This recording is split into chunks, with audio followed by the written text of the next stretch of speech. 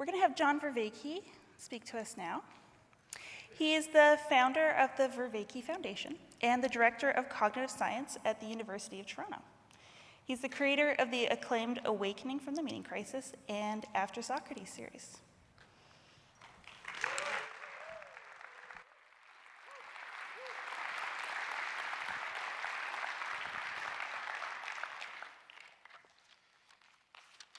Thank you. So I have a choice here. I can give my talk or answer all of John's questions.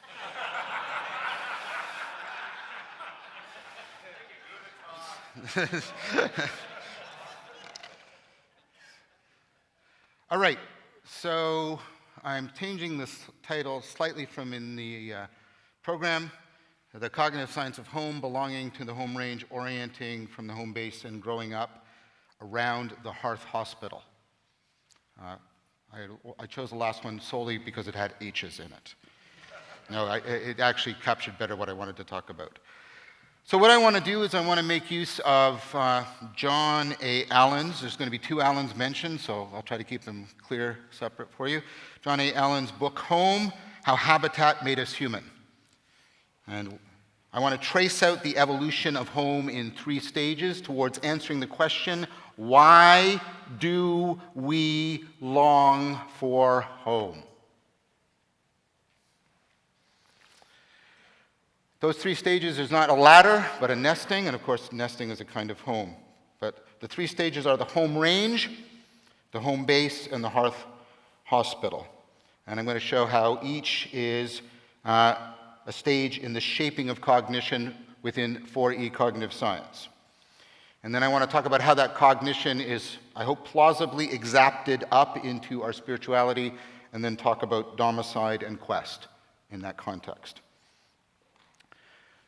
So, even before we were recognizably human, we were biological, our ancestors were biological organisms, and there's been a revolution in biology around this that gives us an important aspect of the first stage of the evolution of home. This is called niche construction. So the old model, which is a sort of Victorian capitalist model, is you have the individual organism and they happen to mutate and that's it. And then there's the harsh environment of competition that kills them off or they survive.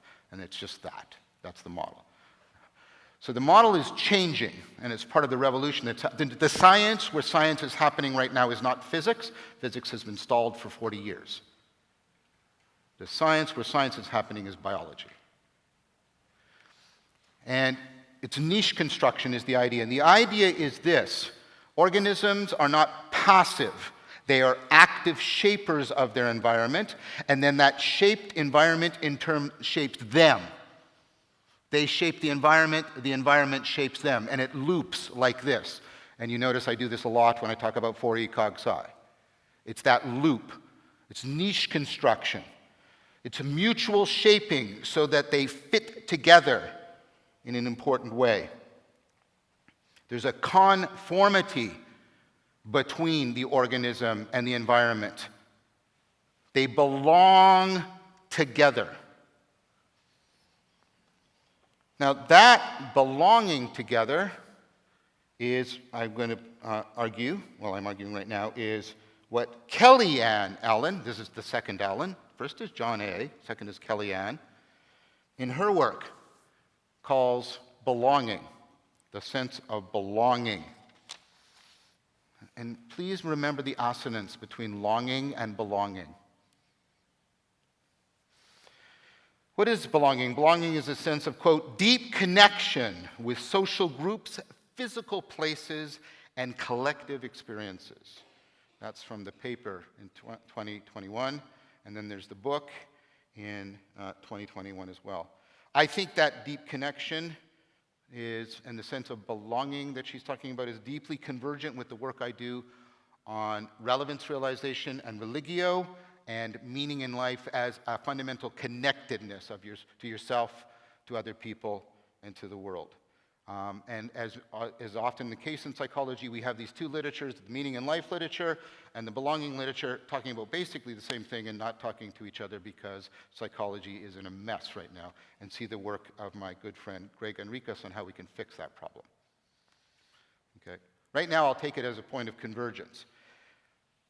Kellyanne Allen goes on, it is, quote, a fundamental need that predicts, notice the language here. Psychologists are usually deeply cautious.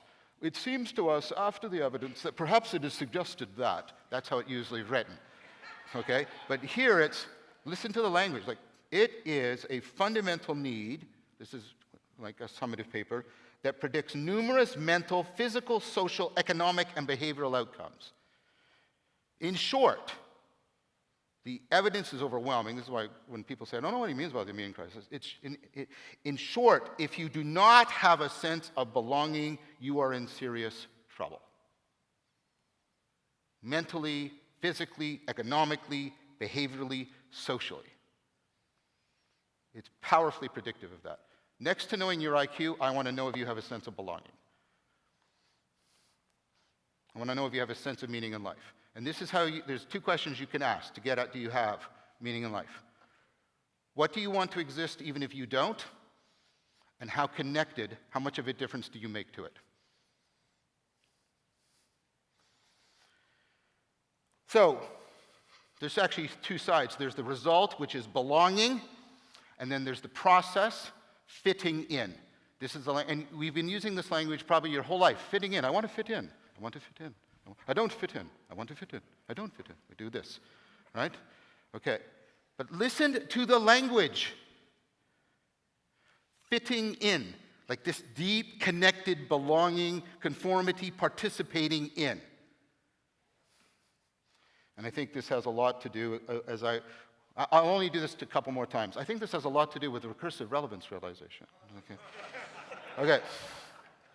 But how is that niche construction, organism shaping the environment, environment shaping the organism, they belong together, there's a sense of belonging, fit in.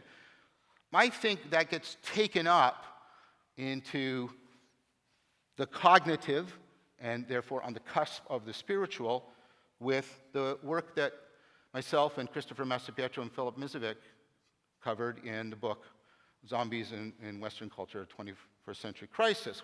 We talked about worldview attunement, which is this idea, I think that that's basically a religio niche construction.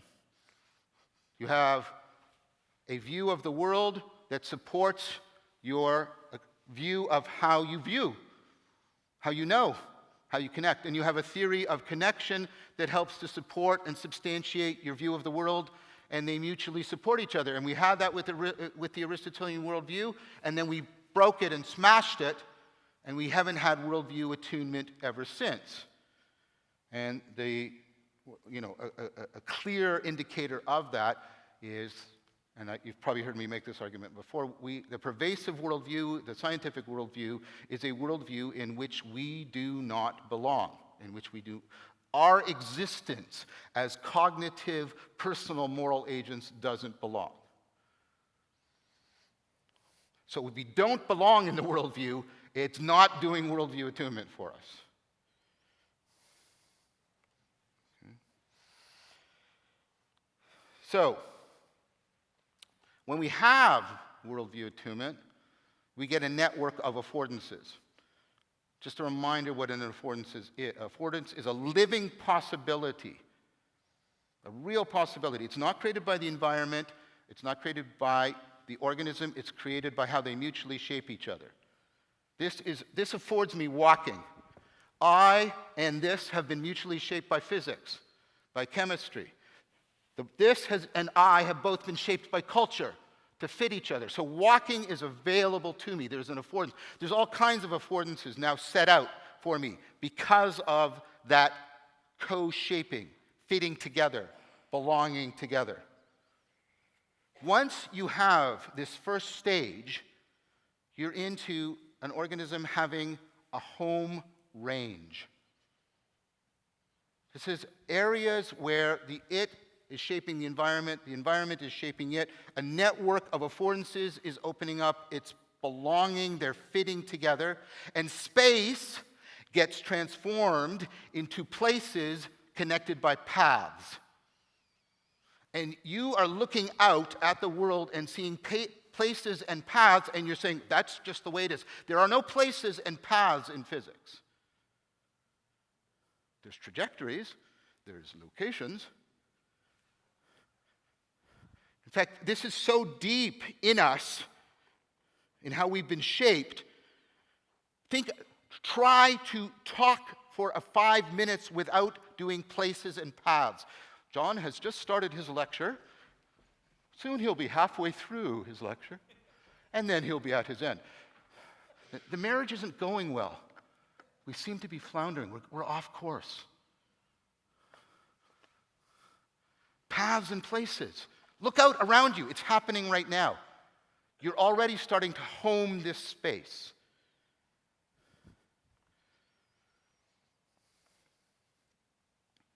When you get that,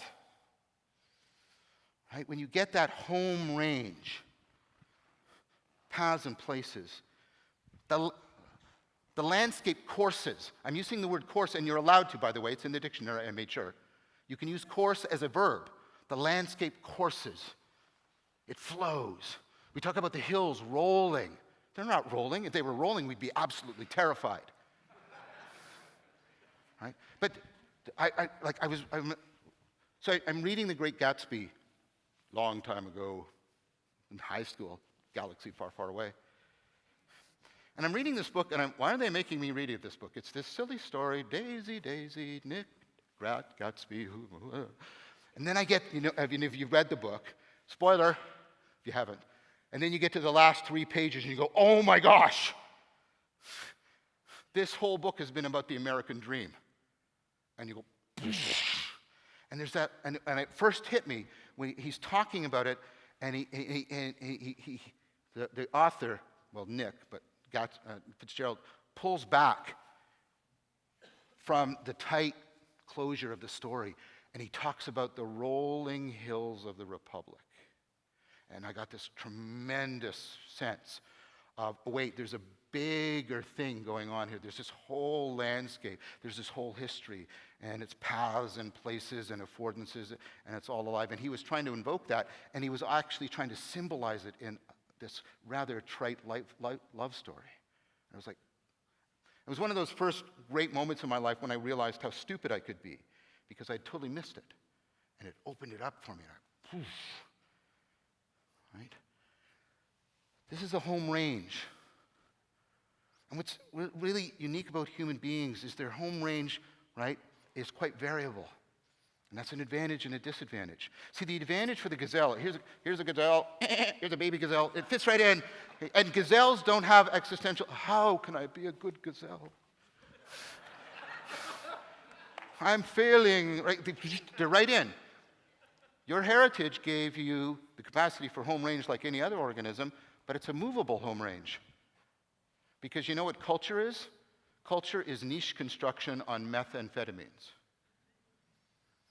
That's what culture is. Culture is, I'm going to go into this environment and I'm going to shape it and shape you so you belong there. That's what culture is. And that's a great power, but it's also a great uprooting. Because there's no place you naturally belong. And science fiction regularly reminds us about this.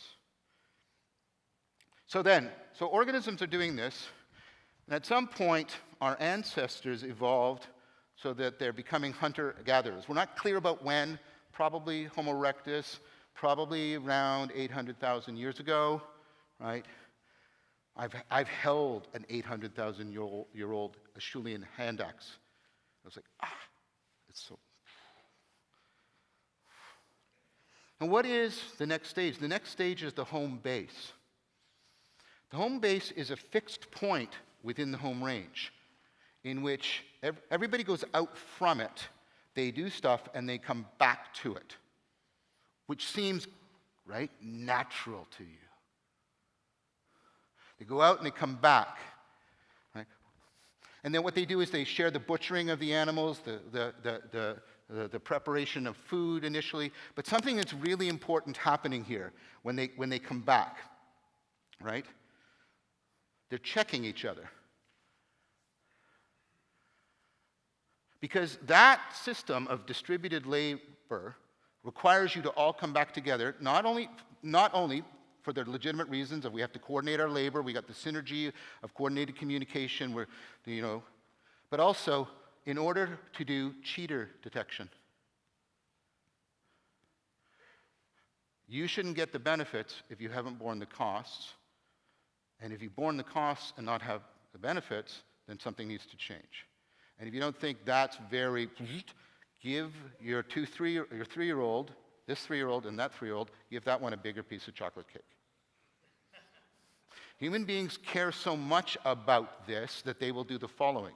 If I sit you in a room and I give you $5 and you say, you can keep the $5, go, great.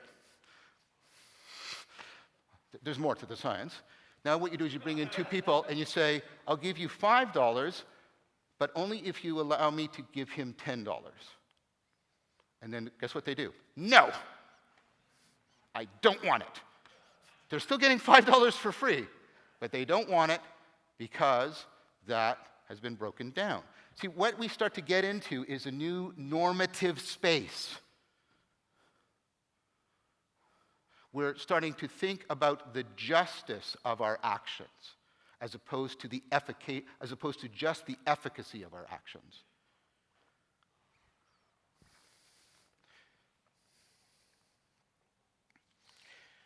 So we've got distributed labor. Now that requires something really, so far we've got this, right? Concern for justice, looking for cheating, but looking for honoring, because the opposite of catching a cheater is honoring somebody who's played the rules. Distributed labor. You're going out there, I'm going out there, and we can't talk to each other. Imagine if you had to run back every 5 minutes and now we forget this. See, I don't know how old John Van Dyke is. I'm pretty old too. So I grew up in this dark time in which your phone was in one place. And you had to leave your phone behind. And you had to rely on other things to coordinate your behavior with other human beings. Right? It's funny, we still call it a phone, but if you actually call somebody on it, they freak out. Why are you calling me? Right? Okay, so think about what we had to rely on, right? And here's a way of getting this a little bit closer. So imagine a married couple that has been married for a long time because they love each other, not because they hate each other. Sometimes people stay together in marriage because they hate each other, because that's the greatest way to torture another human being.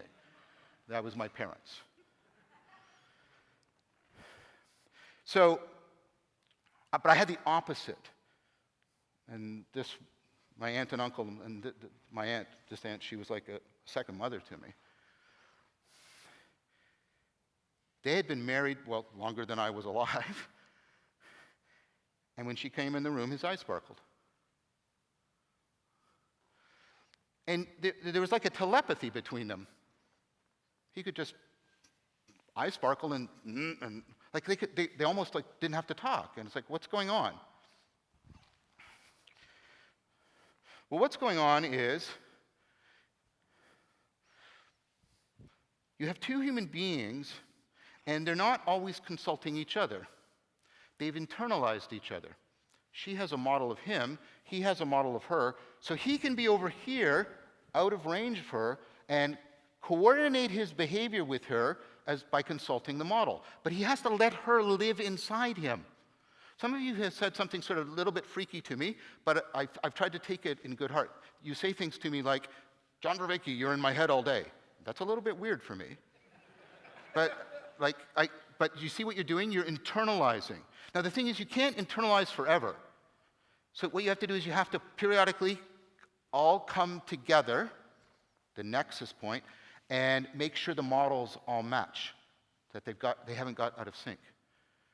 So the ability to go out and do distributed labor, which is how we build this, requires that we come together and have a common point, a common unity a community in which we correct how the models get out of sync with each other. And that's what Paul, I think, and Jonathan are often talking about. Church can be a pretty shitty place. Because you have all these oh, that's not how it is. Now, what's really interesting is your brain actually works this way. So your brain faces a problem. It's actually not one machine. It's a machine of machines that can make itself into a new kind of machine, which is unlike anything we have right now yet. Right?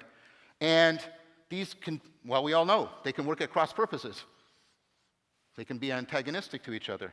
And so the way we deal with that problem of things working at cross purposes is we have them communicate. That improves efficiency. So we can improve efficiency by having parts of the brain talk to each other all the time. There's a problem with that. Two problems is when the brain is talking a lot to itself, it's not paying much attention to the world. Okay? Secondly, when all of that energy is being expended, it's very expensive. So this is what the brain does.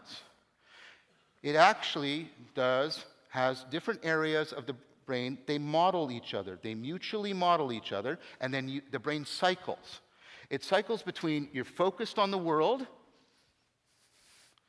right? And all the parts are relying on the model of each other to coordinate without talking to each other very much, so all of that energy can be channeled. And then it goes to another time when you're basically not focused on the world and all the parts are talking to each other. And your attention is trying to do it right now. Because part of your attention is task-focused. What is he going to say next? He's so weird.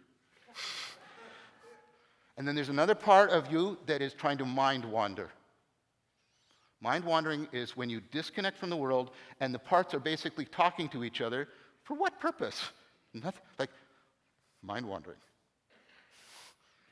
It seems like the most useless thing, and you spend so much time in mind wandering because this is when the models all connect and make sure they're tracking each other. And you cycle back and forth, and your attention is trying to do it right now. And then you get an advantage out of that.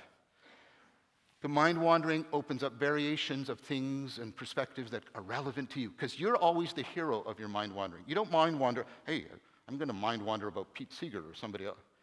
It's always you. It's you. How are things relevant to me? In fact, what's happening is, John Vervaeke, it's not really relevant to me. Here's a bunch of stuff that's relevant to me. That's mind wandering. And then what you do is you open up the possibilities of how things are relevant. You open up variation on what you can pay attention to, and then you kill most of it off when you come back to focusing on me. But some of it stays, and you make connections that are relevant to you. You evolve your attentional fit. Variation with the mind wandering, selection with the task focus. And you do this, and you're evolving your connectedness. We figured out with home range and home base how to do that with collective intelligence.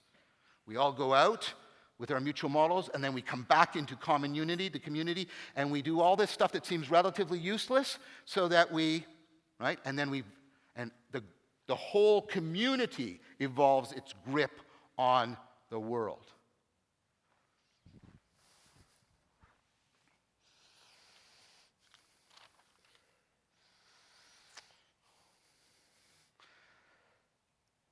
So this interaction between home range and home base starts to evolve and develop intelligence, collective intelligence, the intelligence of distributed cognition.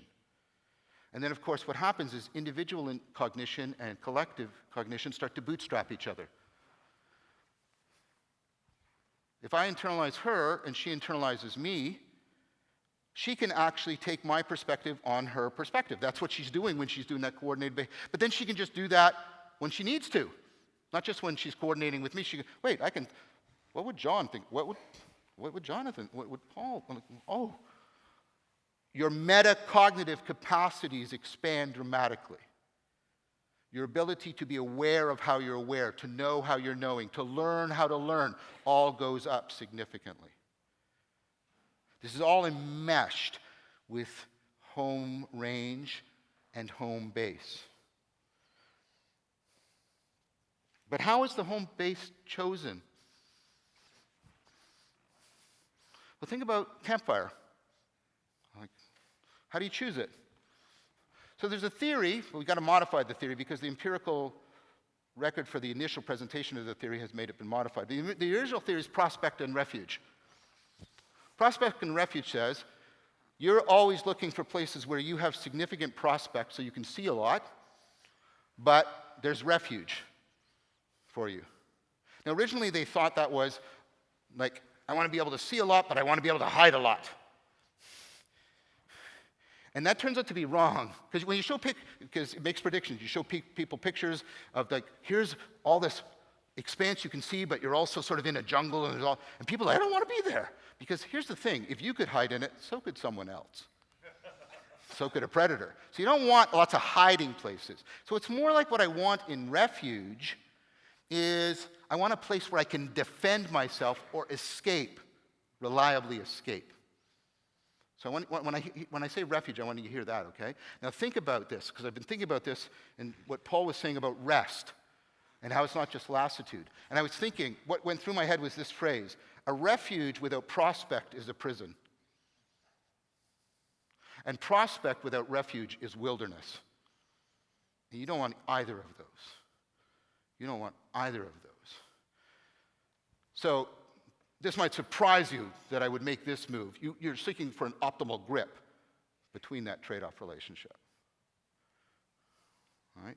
And so you're trying to pick a place. So you've got all this affordance network. You want a place that gives you like this sort of optimal grip between prospect and refuge. It's a nexus point. It gives you easy access to many different courses of action you can undertake. Now, I want you to think about a way of thinking about that. I'm going to use a martial arts analogy. I think I used it in Thunder Bay, but I'm going to use it again. It's a slightly different one, okay? So the reason I'm using this is because I'm going to really play on optimal gripping. Like, there's things when you're grappling with somebody, and you need to get the optimal grip, literally the optimal grip on them to throw them. Like, you don't want to lean too far forward, because then they can, that's not going to, you got to do this thing. So there's all these different things you're doing that are optimal grips on your opponent. But you don't start out that way. You start out, you take your stance. Now, this doesn't do anything. You don't use this for anything. What's the point of a stance? So think about all the optimal grippings I can have. The stance puts me in an optimal place to get to any of those optimal gripping. Do you understand? The stance allows me, if I'm here, I can quickly step back if I need to. I can come over, There's all these things I can do from this stance. You have a stance. It's your meta optimal grip. And I have to have a few metas, or you wouldn't believe it was me giving the talk, right? It's your meta optimal grip point. And it's at the point that gives you the best optimal relationship between prospect and refuge. And then you have this point. It's the point that is your entry into the affordance network. It's giving you meta-optimal grip. It's an origin point for all of the journeys that you're going to take and you're going to come back to. It allows you to navigate your home range and to share that with other people, because we can all mutually model the origin point so that we can easily coordinate our behavior. So that you get the ability to undertake what's called orientation. This is the work of Stegmeyer, 2019, his astonishing book on orientation, the philosophy of orientation. And he talks about how so if you were to ask many people today how they're wrestling with things, they will use metaphors, or they will even use the word, I feel disoriented. I feel disoriented. I don't know which way's up or down. I don't know which way to go. And it's all metaphorical. They're talking about this fundamental ability of orientation.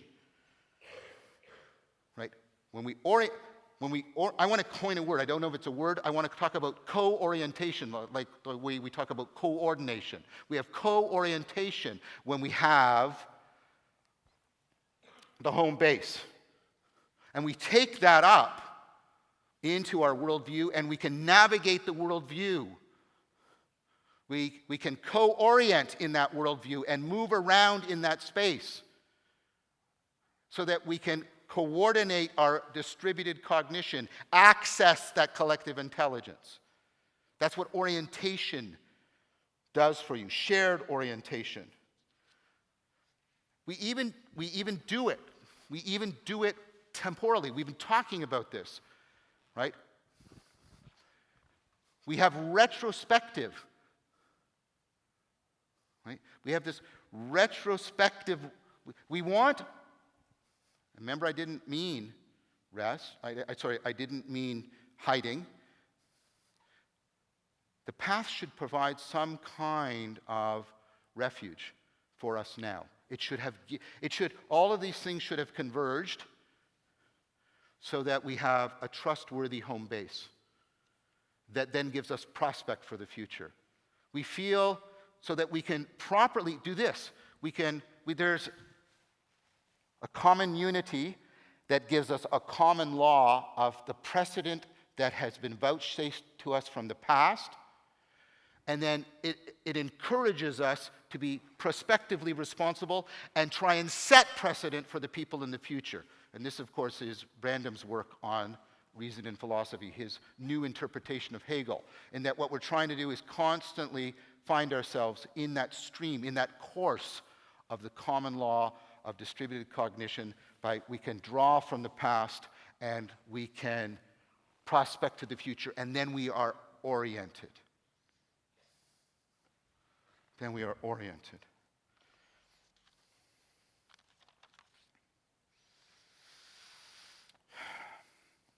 So, we've got the home base, and it's within the home range, and then all of this is within the horizon.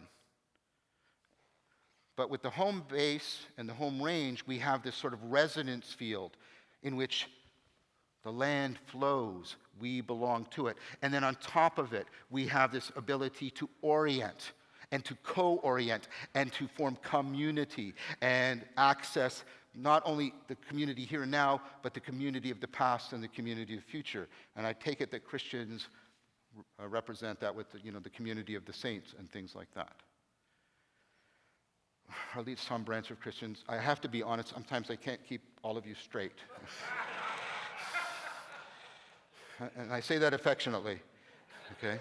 So what happens with this orientation is, remember with the first thing, space became places linked by paths.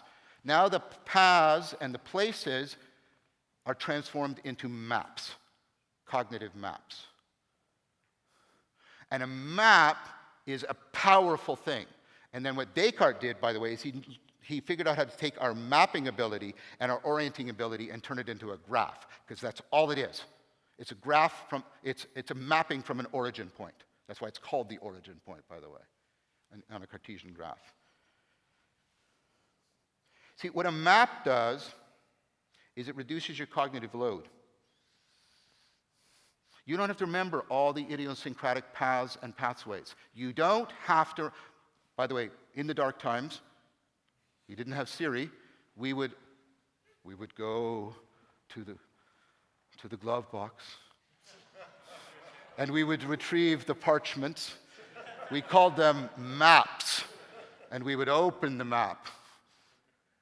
And I had never trod this path or been in that place, but I could find my way. I didn't have to. See, once you have a map, you don't have to hold all the paths and places. Imagine if your environment was the way you treat your house. We had to memorize it.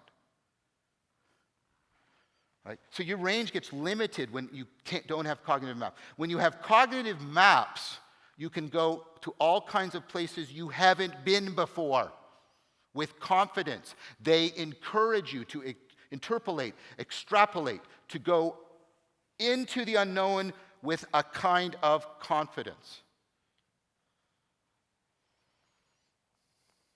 It charges that space. Sorry, that's not even right. It charges that relationship between the home base, the home range, and the horizon. It charges it. It becomes a resonance field. It's resonant with possibilities for you. because you won't be overwhelmed because you have the map.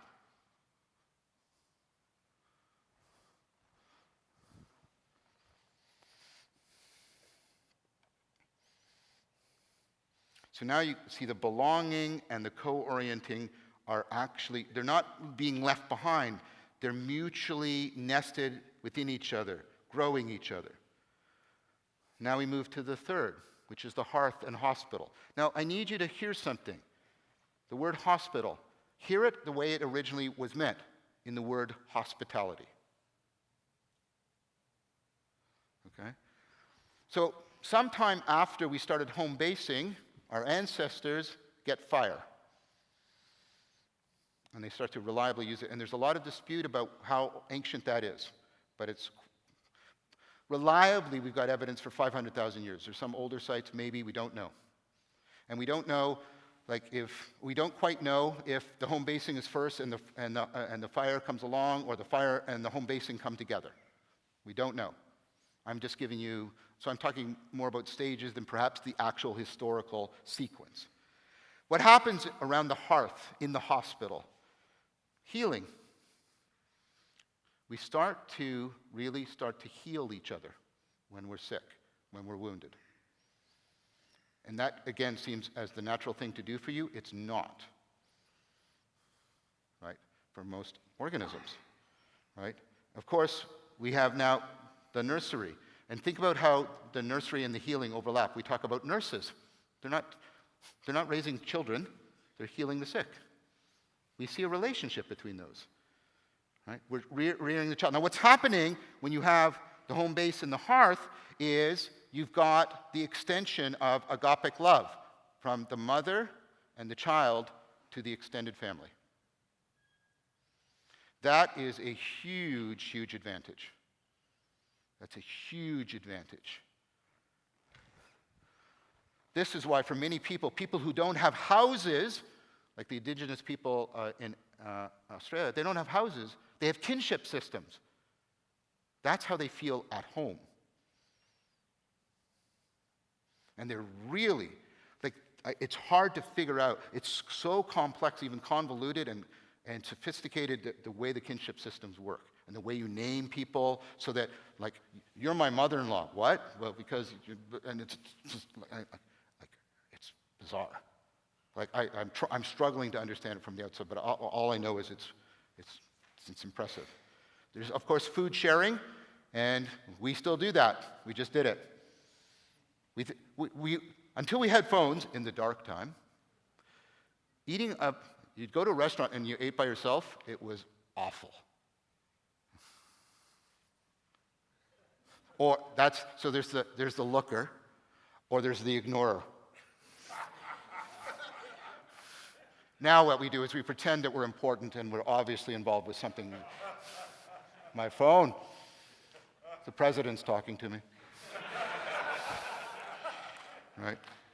And of course, as I said, there's social bonding. But think about what's also going on in the hearth. There's the fire. I want what I said to really pick up on what Jonathan was saying. Think about what fire is. Fire shines and it withdraws at the same time. You can follow it, but you can't grab it. It's about. So you're in this place where all these transformations are happening. The kitchen is a transformation, the food, the child rearing, the healing, all this transformation. And then you've got this incarnation of transformation elusively present there. And Matt Rossano has talked about that being around campfires probably affected, right, in the niche construction manner, the evolution of our intelligence. Because fire is hypnotic. It's amazing. Human beings, chatter, chatter, chatter, chatter. You light a fire and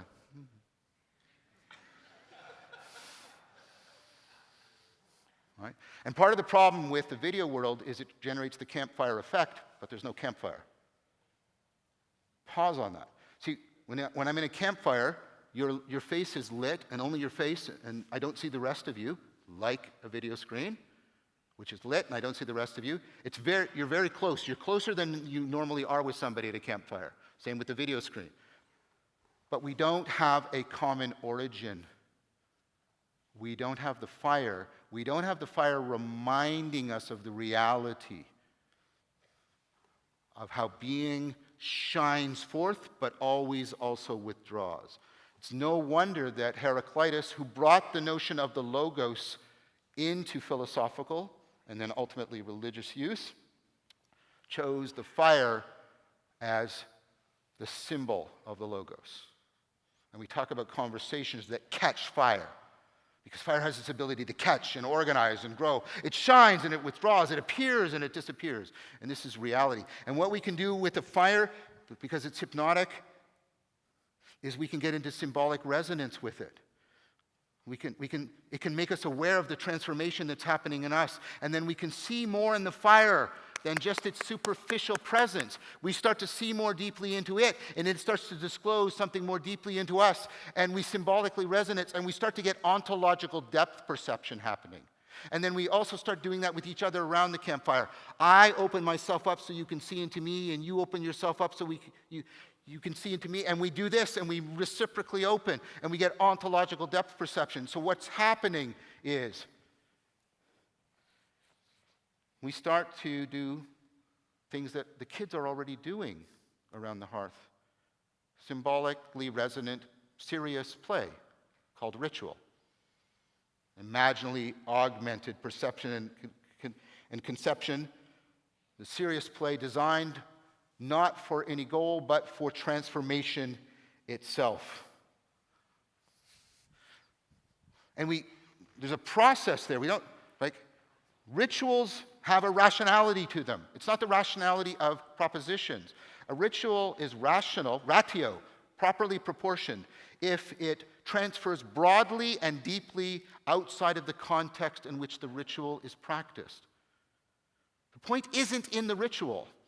It is, but it isn't. What I mean is, if the ritual just stays in the ritual, Kierkegaard has this wonderful parable about this. There's a bunch of geese. They walk into a church, and they all sing about flying, and then they walk out. And he said, that's a lot of Christianity today. And he's a Christian. Fire walking. Fire. Fire walking is a ritual around the world. Why? It seems so bizarre and strange. What's going on? Well, here's what's going on. When I'm walking on coals, they're actually slow conductors of heat. So if I walk fast enough, I won't get burned. But if I walk too fast, I'll kick up the coals and I'll get burned. So I have to get my timing just right. So I have all of this mindfulness about, I'm very mindful of a situation, so I get the timing just right. Now, do you think that ability transfers broadly and deeply in your life? You better believe it. So fire walking, the fire. We get that in the hearth.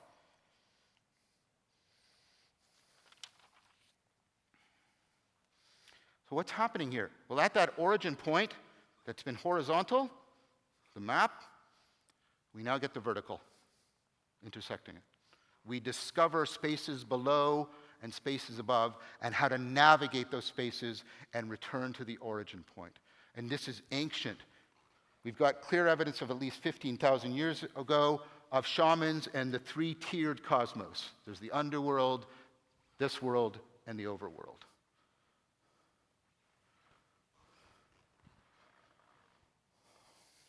Ontological depth perception. Navigating it. We're taking all of these other skills from the home range and the home base, and we're taking them up into the ritualization and the transformation around the hearth, and the hospital, and we're getting the vertical dimension. And where the vertical dimension intersects the origin point, you have the axis mundi. And as Jonathan is frequently pointing out to you, that's what the cross and the tree represent, if I understand him correctly. And you nod when those symbols come out, but try to be abstract for a moment and step outside of it. It's like me coming up to you and saying, it's all about the squirrel and the wash basin. What? But if I say, it's all about this axis mundi, this tree that grows to the depths and to the heights. Oh, yeah. And of course, trees are also the source of wood, which provides fire.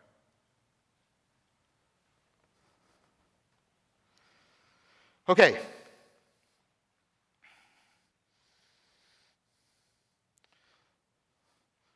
So, all of this is being lost.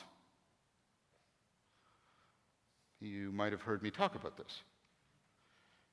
We're all experiencing domicide.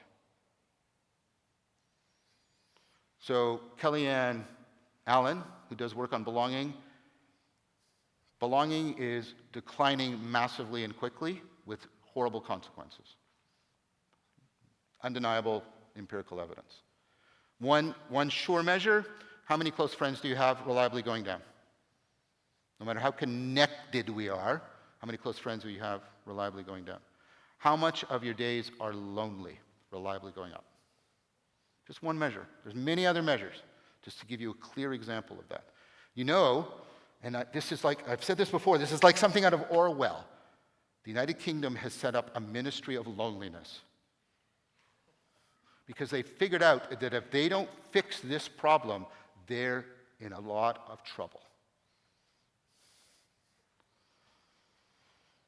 Of course, I don't think the United States will do such a thing, and Canada isn't doing anything right now. So, all that religio, meaning in life, belongingness, worldview attunement, that's all going away. The loss of our awareness and appreciation of the non-propositional knowing so that we can rightly and deeply participate in ritual, that is going on. Notice how the word ritual, post-Freud, has become the way of talking about an obsessive pathology. That's how far we've come.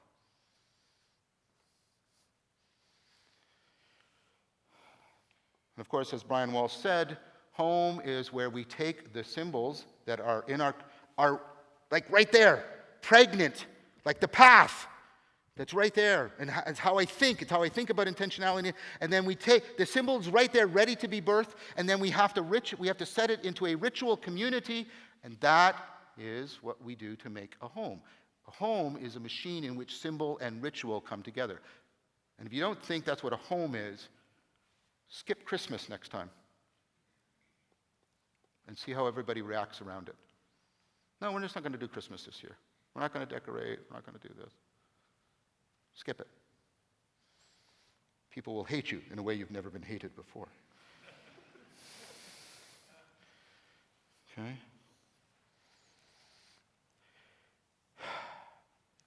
We've lost co-orientation, origin point.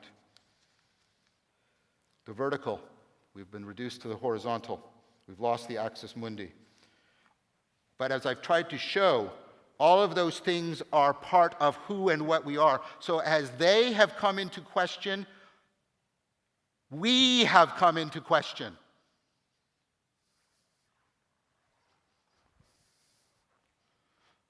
We are in question in a way.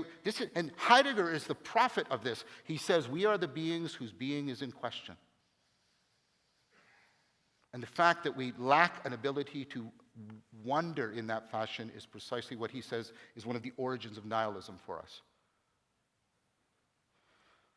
So when we wonder, we call ourselves and the world into question, but then we also wander. Wandering is when we're disoriented and we don't know where to go. So we're wondering and wandering as we're in question, as we're seeking orientation, as we're trying to find the origin that will put us into right relationship to the horizon. And that is exactly what a quest is. The word quest and question are related for a deep reason. In a quest, you are what's in question. You're wondering as you're wandering.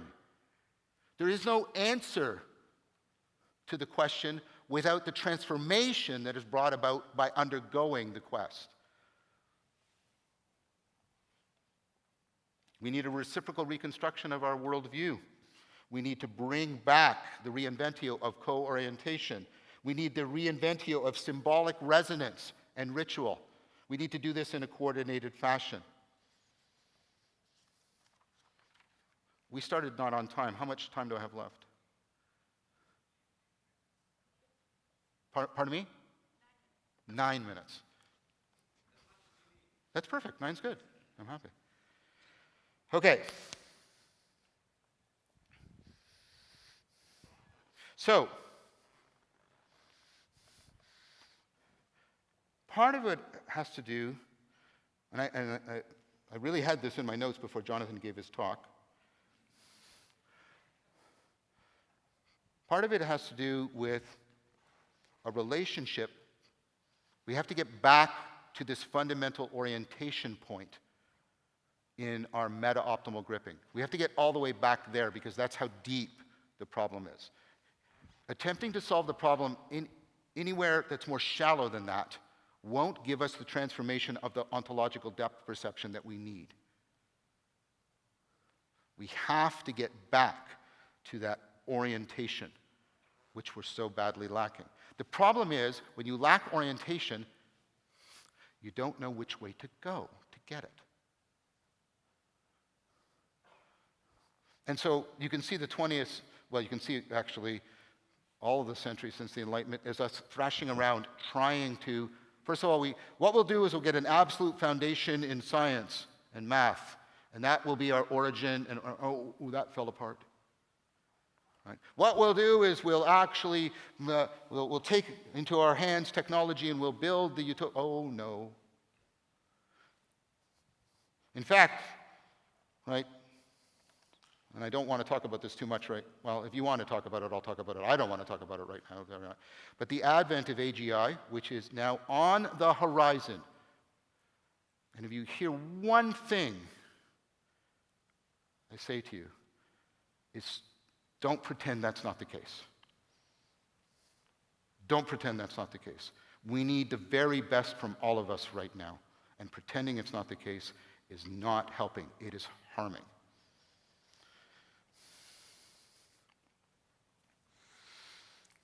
So, what do we need to do?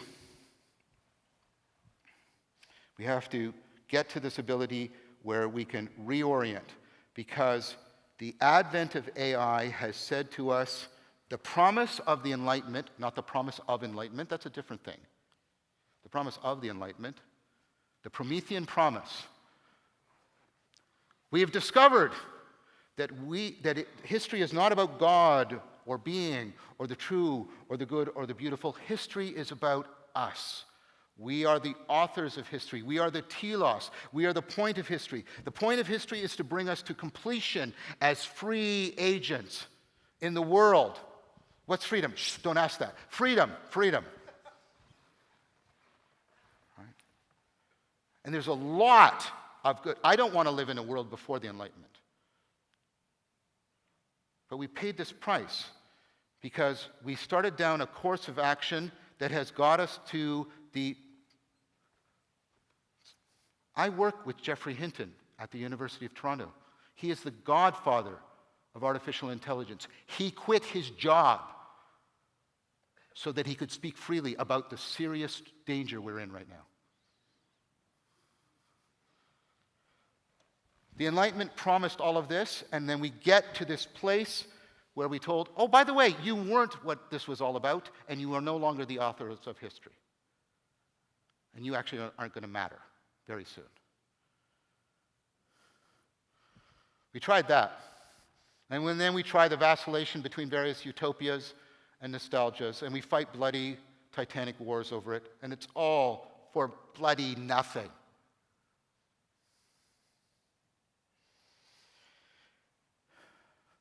Jonathan spoke of a sacrifice. We need to make a profound sacrifice to get back to the point where reorientation is possible, so that co-orientation is possible, so that real community is possible. We have to get to a kind of... See, I want to talk about something, but I don't want you to hear a particular state. I want you to hear the possibility for the transformation of character that's in this. So this goes to some of my scientific work. It came when I was at a monastery, Buddhist monastery. Just to keep things even, I'm going to a Christian monastery after I'm here. So it's all balanced. It's an Eastern Orthodox one, so there you go, John. Right. So, right, but I was in a Buddhist monastery, and I was talking about all the relevance realizations, and I got talking to them, and there was this sort of creative tension, and I had a bunch of insights, and it was in dialogue with other people, Steve March and Zach Stein. And then I realized something that had always been sort of like, what is the proper stance, orientation towards being and the ground of being? We don't ask that question. We presuppose we have answers, but we don't have answers anymore, and we got to get back to that. What is the proper stance? What are all these places that people are getting to in their mind and spirit? I don't care which entity you posit it being in right now. And then I realized something, and it helped me make sense of what I was reading in the Tao Te Ching, right? What I'm reading like in Dojin, and actually also what I'm reading in Maximus. I hope that doesn't offend anybody, because I mean it with affection. Relevance realization is about our optimal gripping on things. And we even have a meta-optimal grip. We have to get past that. We have to start, that's what Jonathan was arguing. We have to stop grasping. And Paul was doing it too about the restless resting.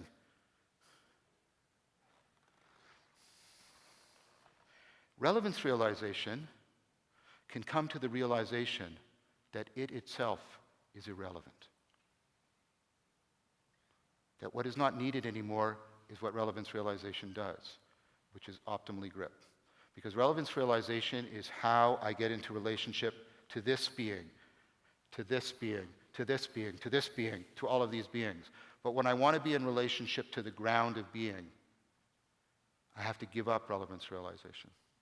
I have to get to a state where I give up that most fundamental human need to grasp. And it's hard for us. Think of it. This metaphor is the comprendre. This is the metaphor for getting it, for understanding. But I won't understand. I can't. Right. But then you get what you really want. You get the place where you have the stance towards being, towards the grounded being, towards the no-thingness behind and within. Maximus has this great thing, right? I really love it, where he says, God is inside of everything but not enclosed. God is beyond everything but not excluded. You can't get that with a graspy mind. You can't get that with a graspy mind. It doesn't make any sense. Look, it's inside. Oh, I don't have it. It's outside. Sorry, this is exciting to me. You're all just sort of like, oh. Okay. But look, this is like when I did Lexio on it, so just sort of for me. It's like God is inside everything but not enclosed, not imprisoned. God is beyond everything but not excluded. And I kept going, how do I get there with a grasping mind? You can't. You can't. When you give up all your graspings, you give up the nexus center point of all the graspings, you get opened up. I think it's a kind of deep death, like Jonathan was talking about, with the possibility of a resurrection. Because if we have the stance to the ground of being, such that we can really live with, be along with how it shines in and withdraws, then we have the possibility of a fundamental reorientation and a new existential stance in the world, which is badly needed right now. Because all of the Cartesian things that we've gloried in, well, look at how much I can calculate, and look at how I can paint, and I can write poetry, that is all going to be challenged very soon.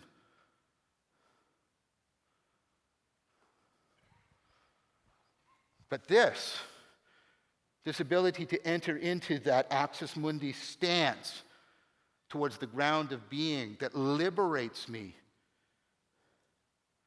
from the grasping, so that I am in this deep right ratio religio, that is always available to you no matter what. You long for home because we are woven with the nesting of the home range, the home base, and the hearth with the fire logos at the center, the hearth and hospital. We long for that. We long for it. But we're in a place where we need to recognize what we're actually seeking. We're seeking to belong, to orient, and to transcend. And the right relationship with the ground of being will give you those functions in a way that doesn't bind you into that perpetual vacillation between trying to find it retrospectively in the past, trying to find it prospectively in the future, but finding the common law, the through line that binds them all together. Thank you very much for your time and attention.